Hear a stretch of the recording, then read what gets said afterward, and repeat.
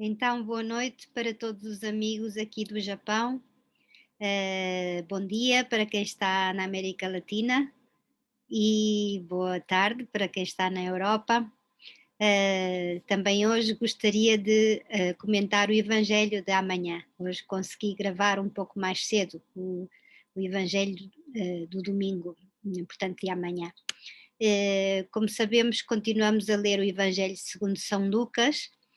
E no episódio de hoje, Jesus põe em prática aquilo que tinha anunciado quando, na sinagoga de Nazaré, leu aquela passagem de Isaías em que explicava que a sua missão era levar a boa nova aos pobres. Porque no Evangelho de hoje é tradicionalmente chamado as bem-aventuranças. Jesus fala precisamente desses pobres e diante desses pobres também, aos quais ele foi enviado. No Evangelho, temos dois evangelhos que apresentam as chamadas bem-aventuranças. Chamam-se bem-aventuranças porque Jesus diz: felizes vós que, bem-aventurados vós que, por isso é que são chamadas bem-aventuranças, no sentido de felizes, o conjunto destas frases de Jesus é chamado as bem-aventuranças, e não só se encontram no Evangelho de Lucas, mas também no Evangelho de Mateus. Só que no Evangelho de Mateus temos cerca de 8 exclamações, portanto, 8 bem-aventuranças, enquanto que no Evangelho de Lucas temos 4 bem-aventuranças e outras 4 que são iniciadas pela palavra ai de vós, não é? Infelizes vós, não é? Portanto, são, digamos, o contrário. Também há outra diferença interessante, e é que no Evangelho de São Mateus as bem-aventuranças aparecem durante o discurso da montanha, o sermão da montanha, o famoso sermão da montanha de Jesus, durante o qual ele vai explicando a sua mensagem principal, não é? E aqui no Evangelho de Lucas, Jesus fala numa planície. Claro que a montanha, o monte, tem o símbolo de ser o lugar de encontro com Deus. O povo de Israel encontrou-se com Deus no deserto e no Monte Sinaí. E também qualquer um de nós, quando sobe à montanha, tem a sensação de que Deus está mais perto, e no silêncio e na beleza da natureza encontra-se até mais facilmente com Deus. Tudo isso tem muito significado. Neste Evangelho de Lucas, Jesus desce da montanha, desce do monte na companhia dos 12 apóstolos e detém-se num lugar plano. E o que é que significa esse lugar plano? Significa o lugar onde, a praça pública, aquele lugar onde se encontram todos, a nossa vida do dia a dia, os nossos lugares de trabalho, de encontro, aí o lugar do homem, da mulher, da vida diária, da vida cotidiana, não é verdade? Portanto, acho que Lucas aqui, explicando que Jesus desce da montanha e vai ao encontro do povo, porque também no Evangelho está escrito que o rodeavam numerosos discípulos e uma grande multidão, e aqui não refere só os 12 apóstolos, mas muitos discípulos, muitas pessoas que o seguiam, de toda a Judeia, de Jerusalém e até de outros países, de Tiro e de Sidónia. Portanto, é um momento em que Jesus está rodeado de gente que gosta de o ouvir, que gosta de escutar as suas palavras. Jesus não pretende formar nem um exército, nem uma empresa, nem nada desse estilo. ele pretende anunciar a palavra de Deus e as pessoas que o rodeiam são pessoas que querem escutar as suas palavras e que se sentem felizes a seu lado e que se sentem plenos através das suas palavras, tocados pelas suas palavras, não é? Então, Jesus, nesta situação, rodeado de gente, no meio de gente, penso que é muito importante nós descobrirmos este Jesus que está no meio de nós, nas nossas praças públicas, nos nossos lugares de encontro. Cada país tem os seus lugares onde as pessoas se reúnem, cada cultura, ou onde encontramos mais pessoas, aqui em Tóquio, se formos a Shinjuku ou a Shibuya, a certos lugares onde as pessoas se cruzam continuamente para ir trabalhar, para ir tomar um café ou tomar uma cerveja, as pessoas encontram-se nos lugares públicos e é esse lugar onde estamos todos no nosso dia a dia que Jesus vem ao encontro desses tais pobres. Quem seriam esses pobres? Muitos deles são pobres economicamente, a grande maioria, são não só pobres economicamente, mas também pessoas que são dependentes de outras, não é? Que são exploradas pelos seus patrões, que são consideradas impuras, porque não cumpriam os preceitos da lei, que são pessoas consideradas que estão afastadas de Deus, pessoas até amaldiçoadas, consideradas como amaldiçoadas por Deus. Esses são os pobres ao encontro de quem Jesus vai. Jesus não tem medo de se aproximar daqueles que estão mais feridos e mais necessitados, e por isso é que eles se aproximam de Jesus, e naturalmente se vai reunindo uma grande multidão à sua volta, com certeza atraídos pela forma como ele olhava para eles, como ele falava com eles. E neste discurso das bem-aventuranças segundo São Lucas, Jesus começa por dizer 4 coisas. Bem-aventurados vós os pobres, porque é vosso o reino de Deus. Bem-aventurados vós que agora tendes fome, porque sereis saciados. Bem-aventurados vós que agora chorais, porque haveis de rir. Bem-aventurados sereis quando os homens vos odiarem, quando vos rejeitarem e insultarem, e prescreverem o vosso nome como infame, por causa do Filho do Homem. Alegrai-vos e exultai nesse dia, porque é grande no céu a vossa recompensa. Era assim que os seus antepassados tratavam os profetas. Nesta primeira parte, começamos logo a ver que existe um paradoxo, algo que nos deixa desconcertados. O que é que ele quer dizer? O que é que Jesus quer dizer com isto? Bem-aventurados vocês que agora têm fome, porque um dia serão saciados, porque sereis, não é? Fala no futuro, sereis saciados. Bem-aventurados vós que agora chorais, porque haveis de rir.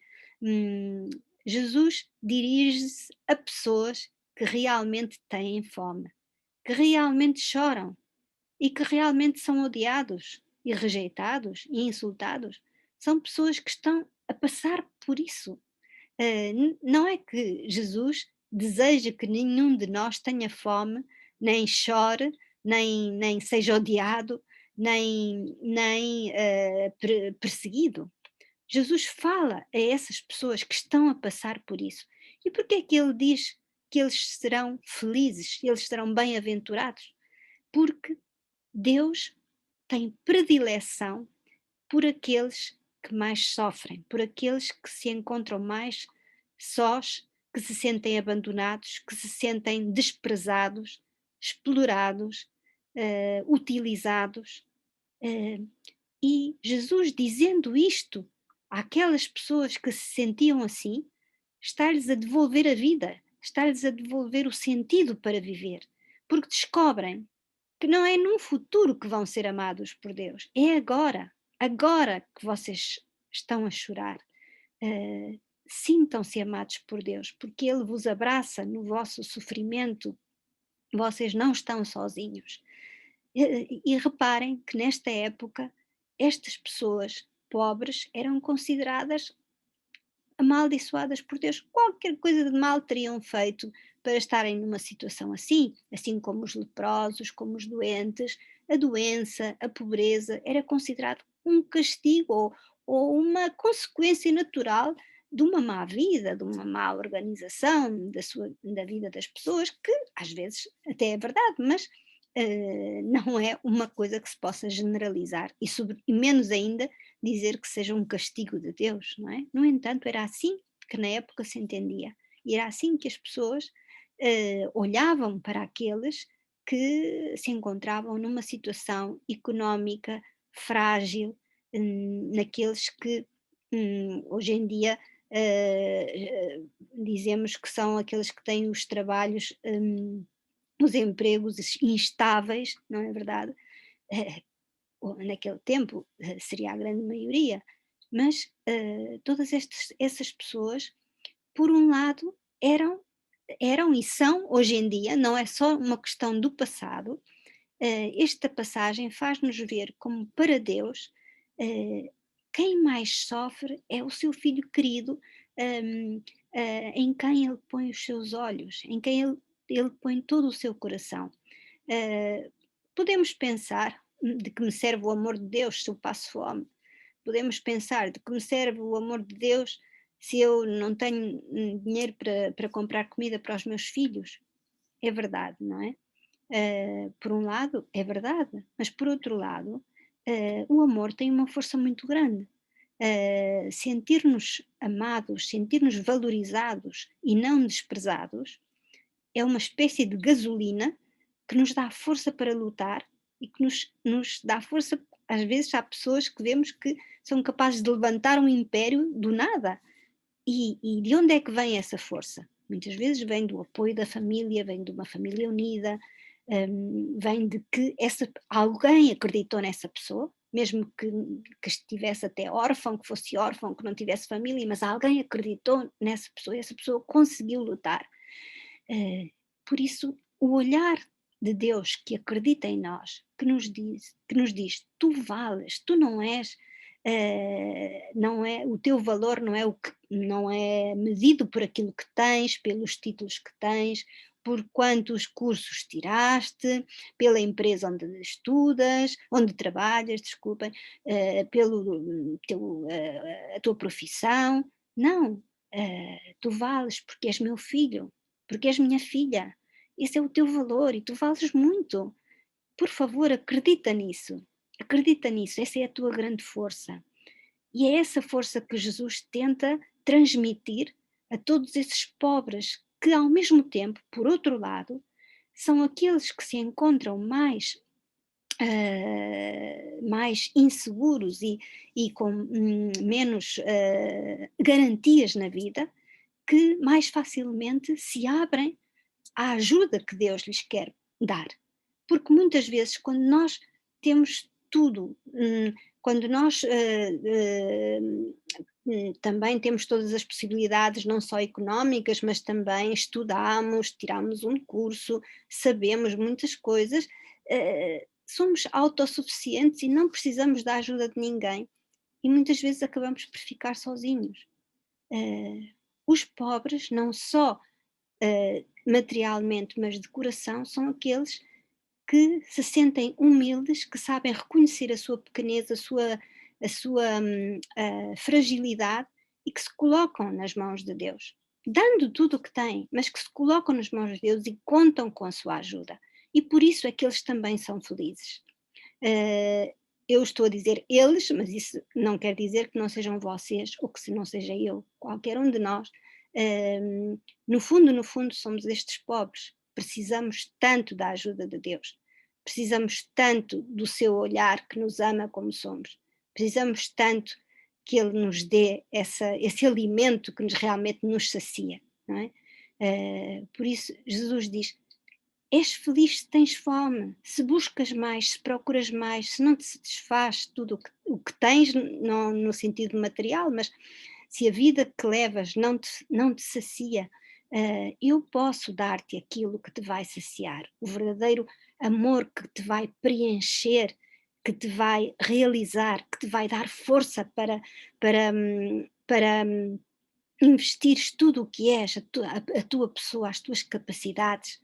Hum, bem-aventurado também tu que choras pelo sofrimento do outro, que choras quando não foste compreendido, que choras quando foste enganado, que choras quando acreditaste e depois foste atraiçoado, que choras quando vês o teu amigo eh, que está a passar por uma situação difícil e não sabes como ajudá-lo.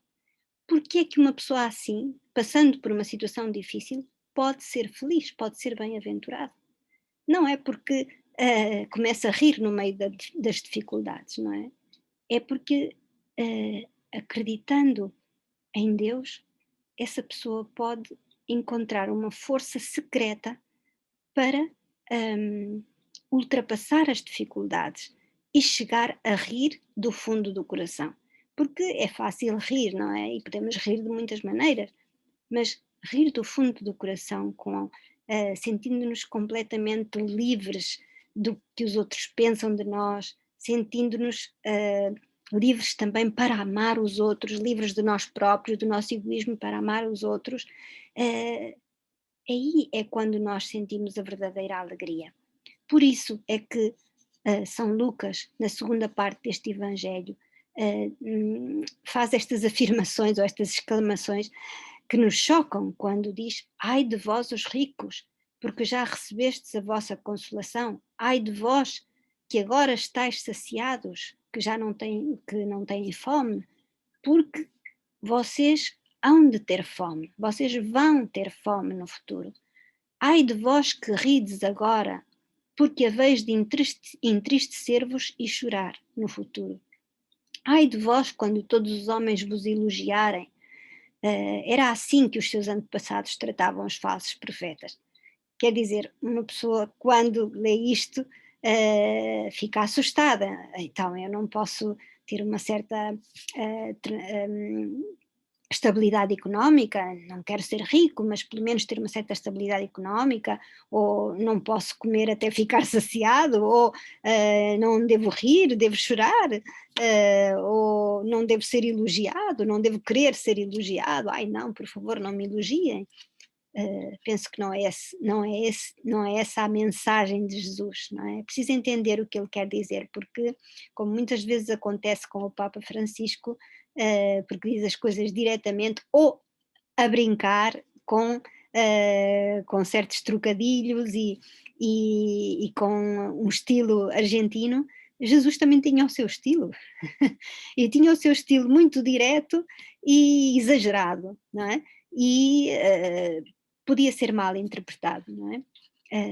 Por isso é muito importante nós entendermos o espírito das palavras de Jesus e não ao pé da letra e deturpar o que ele diz. Ele não está a desprezar os ricos, ele está a avisar os ricos, digamos, aqueles que se sentem satisfeitos, que já têm tudo, porque já receberam a sua consolação e um dia, quando acontecer qualquer coisa, como pode acontecer, nós sabemos que a vida pode mudar de um dia para o outro e aquele que era rico de repente é pobre,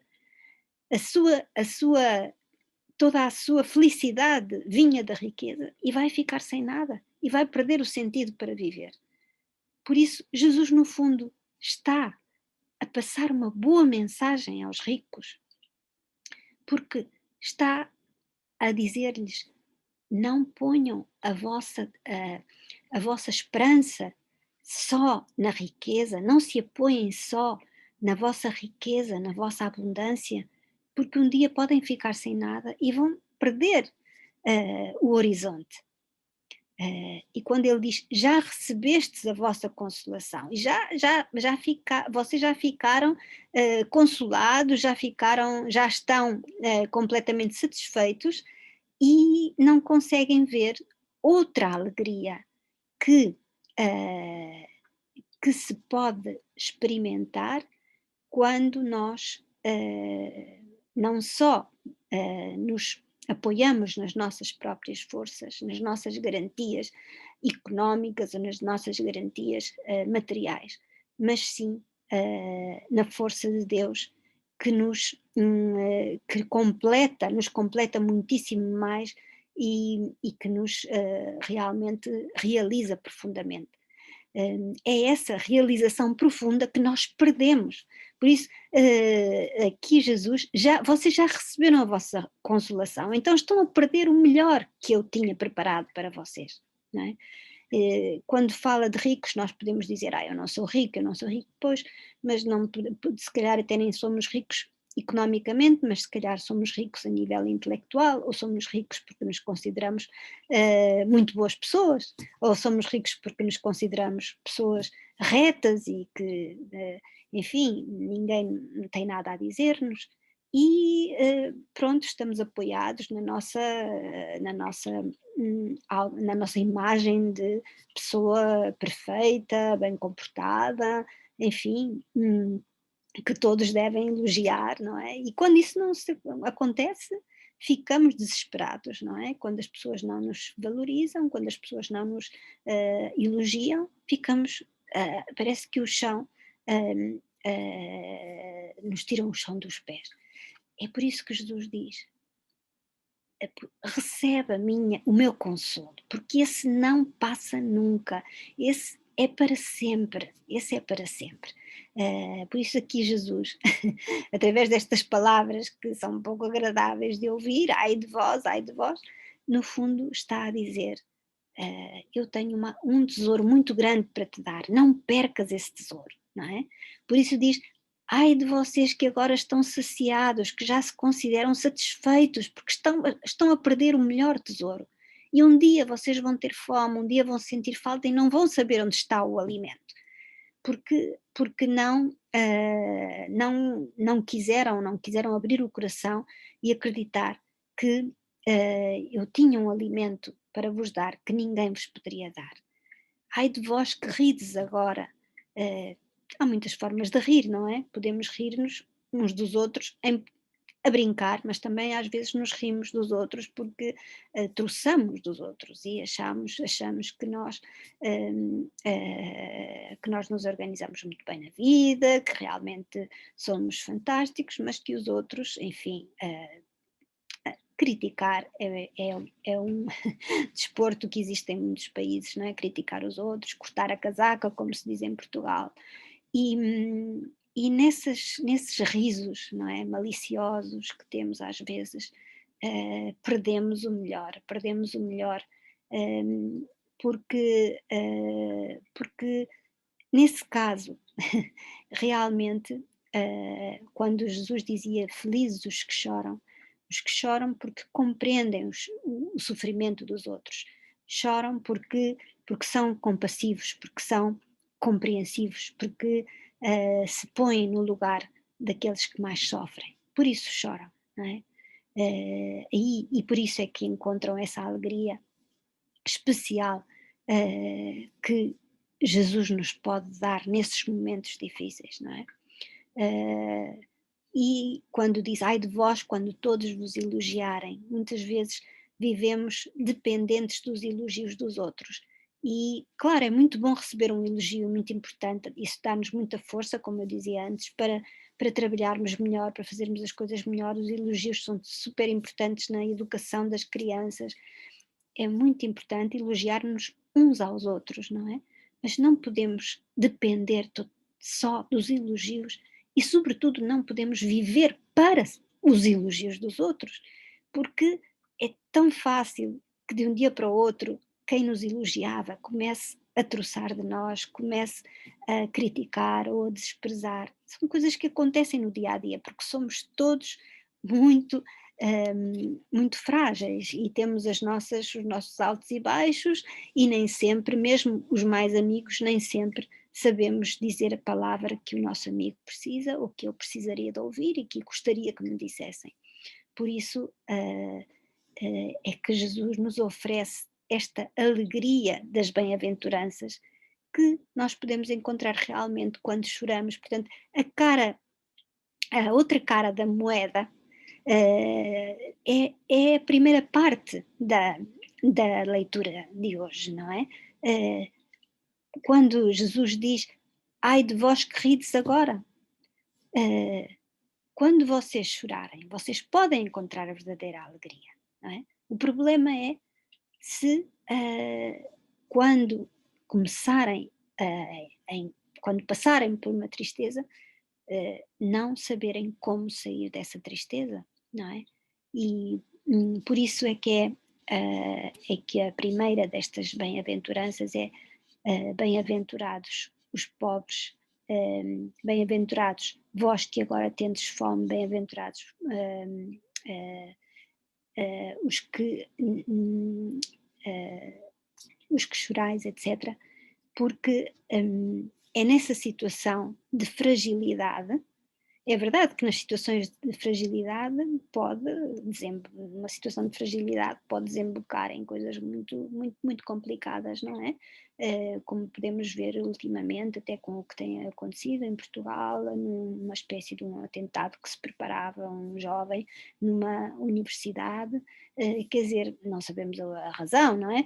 Mas é verdade que esta situação de insegurança que vivemos nos leva muitas vezes a uma instabilidade psíquica, não é verdade? E distúrbios, etc, não é? E tudo isso não é desejável e acho que Deus não deseja nada disso para nenhum de nós. Mas oferece-nos a possibilidade de chorar nos seus ombros, de chorar no seu colo, de deixar-nos consolar no momento da dificuldade, de não ficarmos sozinhos nessas situações. E os tais ricos são os que se fecham e ficam sozinhos. Os tais saciados são os que se contentam com o que têm, não procuram ajuda, não é? Ou se fecham em si próprios. Por isso, eu acho que qualquer um de nós pode ser, tanto da primeira parte como da segunda parte, mas o importante aqui é deixar-nos olhar para Jesus e deixar que Ele nos console, que Ele nos dê o alimento profundo que sacia o nosso coração, que Ele nos elogie, que Ele sempre nos valorize e que nos deixemos assim encontrar com a alegria profunda do Evangelho, de que tanto fala o Papa Francisco e que Jesus quer que nós todos possamos experimentar. Tenham uma boa semana, cada um no seu lugar e conforme as suas circunstâncias, mas que este olhar de Jesus sobre nós e este consolo que Ele nos quer trazer possa encher o nosso coração durante esta semana. Então, até para a semana, se Deus quiser.